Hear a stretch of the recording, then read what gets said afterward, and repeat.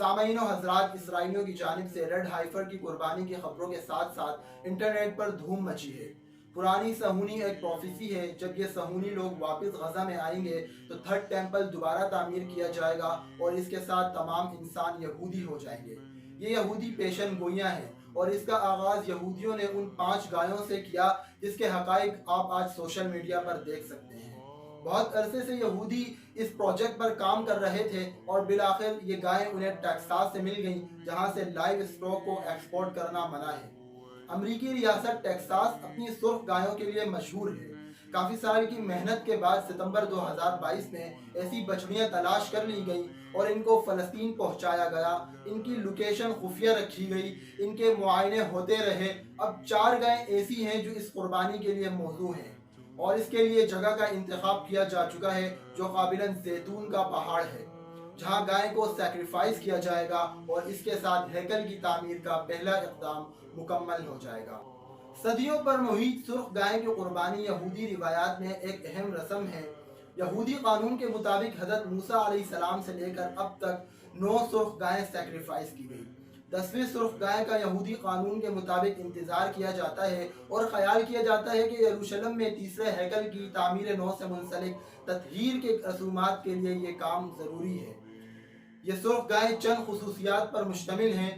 یہ خالص سرخ رنگ کی ہو، کوئی ایک بال بھی کسی اور رنگ کا نہ ہو، یہاں تک کہ ان کے کھر بھی سرخ رنگ کے ہوں۔ یہ گائیں بن بیائی ہوں یعنی کواری ہوں اور قربانی کے وقت ان کی عمر غالباً 3 سال کی ہو، جو اپریل کے مہینے میں پوری ہونے جا رہی ہے۔ اب سوال یہ پیدا ہوتا ہے کہ یہ قربانی آخر یہودی کر کیوں رہے ہیں؟ یہ قربانی 2000 سال بعد ہو رہی ہے اور یہودی یہ سمجھتے ہیں کہ ہیکل کی تعمیر کو کرنے اور اس میں عبادت کرنے کے لیے وہ ابھی اتنے پاکیزہ نہیں ہیں، تو سرخ گائے کی قربانی کی راہ کو وہ اپنے پاکیزہ ہونے کے لیے استعمال کرتے ہیں۔ کچھ لوگوں کا کہنا ہے کہ یہ اسرائیل کا نیشنل پلان نہیں ہے، کچھ ایکسٹریمسٹ گروپ ہیں جو یہ کام کر رہے ہیں، لیکن امریکن ریاست کے مطابق جب یہ ایکسپورٹ نہیں ہو سکتے تو یہ کیسے ممکن ہے کہ کچھ صہیونی اور عیسائی گروپ مل کر انہیں پالتو جانوروں کی کیٹیگری میں ڈال کر ویسٹ بینک لے آئے، انہیں وہاں ایک خاص پرائیویٹ جگہ پر رکھا جائے، ان کا معائنہ ہوتا رہے اور گورنمنٹ کو پتہ ہی نہ چلے۔ ظاہر سی بات ہے وہاں کی حکومت کا اس میں مکمل عمل دخل ہے۔ اب سوال یہ ہے کہ کیا ایسا ممکن ہے؟ سامعین و حضرات، مسجد اقصیٰ کی بنیادوں کو ہلانے کے لیے کافی عرصے سے زیر زمین کھدائی ہو رہی ہے، جو ایک ویل ڈاکومنٹڈ رپورٹ ہے، کسی سے ڈھکی چھپی نہیں ہے۔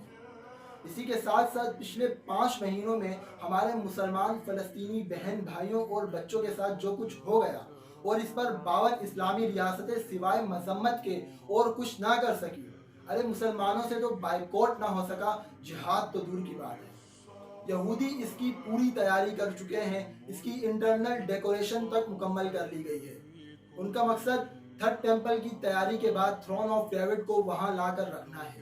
یہ ایک پتھر ہے جس پر حضرت داؤد علیہ السلام کی تخت پوشی کی گئی، ان کے بعد حضرت سلیمان علیہ السلام کی تخت پوشی کی گئی اور بعد میں بعد کے جانشینوں کی، جس کو ٹائٹس نے گرایا اور ٹائٹس اسے لے کر روم پہنچا، پھر آئرلینڈ، اسکاٹ لینڈ اور آخر میں انگلینڈ آ گیا۔ انگلینڈ میں پارلیمنٹ کے ساتھ گرجا میں اسے رکھا گیا اور 1400 صدی عیسوی میں اسے ایک کرسی میں تبدیل کر دیا گیا، جو اب وہاں سے لا کر تھرڈ ٹیمپل میں رکھا جائے گا۔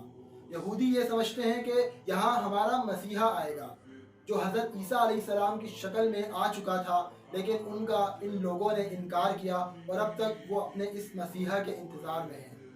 اور عیسائی یہ سمجھتے ہیں کہ حضرت عیسیٰ علیہ السلام کا دوبارہ سیکنڈ نزول ہوگا اور وہ اس پر بیٹھ کر تمام دنیا پر حکومت کریں گے۔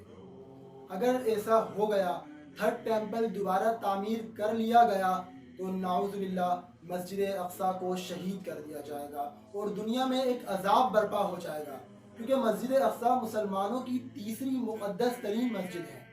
اگر مسلم حکمران اسرائیل پر دباؤ ڈالتے ہیں اس کام کو نہ کرنے کے لیے تو یہ جنگ ہونے سے بچ جائے گی، لیکن گزشتہ 5 مہینوں سے دیکھنے میں آیا کہ مسلمان حکمران صرف نام کے حکمران ہیں۔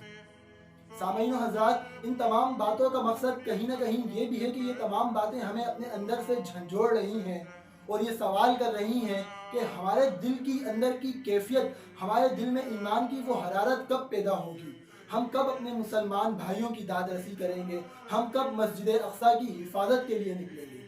یہ تمام وہ سوالات ہیں جو میں آپ کے لیے چھوڑ کر جا رہا ہوں۔ وعلیکم السلام۔